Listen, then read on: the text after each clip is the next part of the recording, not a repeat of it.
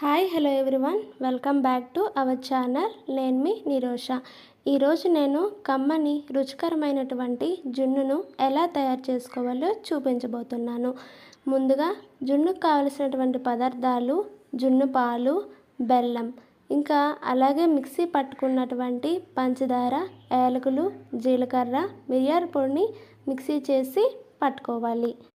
ముందుగా ఒక చిన్నపాటి గిన్నెలో జున్ను పాలను వేసుకొని అందులో తురిమి పెట్టుకున్నటువంటి బెల్లాన్ని వేసి బాగా కలుపుకోవాలి. బెల్లంతో పాటు కొద్దిగా పంచదారను వేయడం వల్ల జున్ను అనేది గట్టిగా వస్తుంది. ఇలా కలిపి పెట్టుకున్నటువంటి పాల గిన్నెను పక్కన పెట్టుకోవాలి. మరో వెడల్పాటి గిన్నెను తీసుకొని స్టవ్ పై ఉంచి కొద్దిగా వాటర్ని వేసి ఈ కలిపి పెట్టుకున్నటువంటి పాల గిన్నెను అందులో ఉంచాలి.